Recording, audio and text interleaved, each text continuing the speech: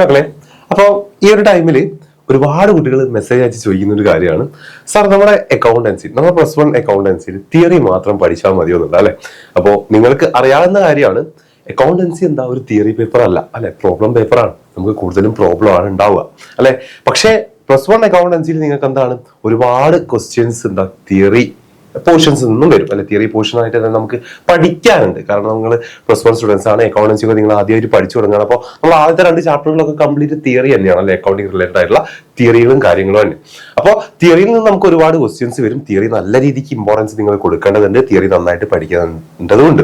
പക്ഷെ തിയറി മാത്രം പഠിച്ചു പോകേണ്ട ഒരു സബ്ജക്റ്റ് ആണോ നമ്മുടെ അക്കൗണ്ടൻസി എന്ന് പറയുന്നത്? അല്ല അല്ലെ. അപ്പൊ ഈ തിയറി മാത്രം പഠിച്ചാൽ മതിയോ എന്ന് ചോദിക്കുന്ന ഈ ഒരു മെജോറിറ്റി സ്റ്റുഡൻസിന്റെ പ്രോബ്ലം എന്ന് പറയുന്നത് എന്താണ്, നമുക്കിപ്പോ പ്രോബ്ലംസ് അല്ലെ അത് വർക്ക്ഔട്ട് ചെയ്തിട്ട് മനസ്സിലാവുന്നില്ല, അല്ലെങ്കിൽ എന്താണ് അല്ലെ അത് എനിക്ക് പറ്റുന്ന പണിയല്ല എന്നുള്ള തോന്നലിൽ നിന്നാണ് പല കുട്ടികളും തിയറി മാത്രം പഠിച്ചാൽ മതിയോ എന്നുള്ള ഡൗട്ട് ചോദിക്കുന്നത് അല്ലെ.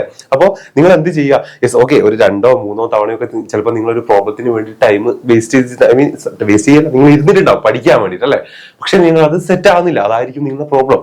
പക്ഷെ മക്കളെ, നിങ്ങൾ ഒരു കാര്യം മനസ്സിലാക്കുക, അക്കൗണ്ടൻസി എന്ന് പറയുന്നത് നിങ്ങൾ എല്ലാവർക്കും മനസ്സിലാവുന്ന കാര്യങ്ങൾ മാത്രമേ അതിന്റെ പ്രോബ്ലം ആയിട്ട് വരുന്നുള്ളൂ.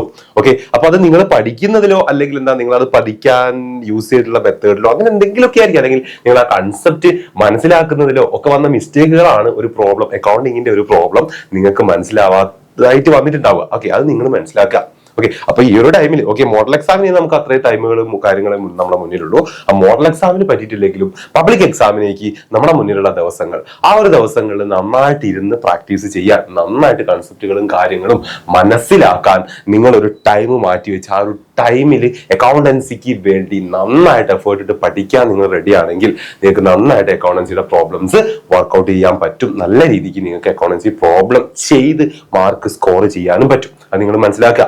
ആർക്കും മനസ്സിലാവാത്തതായിട്ട് ഒന്നും തന്നെ നമ്മുടെ അക്കൗണ്ടൻസി +1 അക്കൗണ്ടൻസിയിൽ ഇല്ല. ഓക്കെ, പ്രോബ്ലത്തിന്റെ സൈഡിൽ ഇല്ല എന്ന് മനസ്സിലാക്കുക.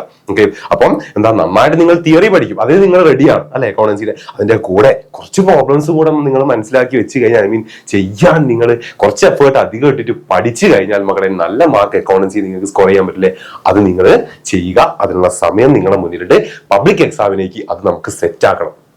ഓക്കെ അല്ലേ, റെഡി? അപ്പൊ നമ്മുടെ ക്ലാസ്സുകളും യൂട്യൂബ് ലൈവുകളൊക്കെ നമ്മൾ ഇന്നും നാളെയൊക്കെ ആയിട്ട് ചെയ്യുന്നുണ്ട്. അപ്പൊ അതിലൊക്കെ അറ്റൻഡ് ചെയ്യാം. അടിപൊളിയായിട്ട് നിങ്ങൾ പഠിക്കുക. കൺസെപ്റ്റും കാര്യങ്ങളൊക്കെ നമ്മൾ 0 മുതൽ സ്റ്റാർട്ട് ചെയ്തിട്ട് നമ്മൾ നാളെ മുതലുള്ള ലൈവുകളിലും കാര്യങ്ങളും ഒക്കെ നമുക്ക് പറഞ്ഞു തരുന്നുണ്ട്. ഓക്കെ, അപ്പൊ അതൊക്കെ പ്രോപ്പർ ആയിട്ട് ഫോളോ ചെയ്യുക, പഠിക്കുക. നിങ്ങൾക്ക് മാർക്ക് സ്കോർ ചെയ്യാൻ പറ്റും. ഓക്കെ, അപ്പൊ തിയറി മാത്രമല്ല പ്രോബ്ലംസും നമ്മൾ പഠിക്കേണ്ടതുണ്ട്. എന്നാലേ നല്ല മാർക്ക് അക്കൗണ്ടൻസിയിൽ സ്കോർ ചെയ്യാൻ പറ്റുള്ളൂ. ഓക്കെ അല്ലേ? അപ്പൊ അടിപൊളിയായിട്ട് പഠിക്കുക. All the best. Okay, by.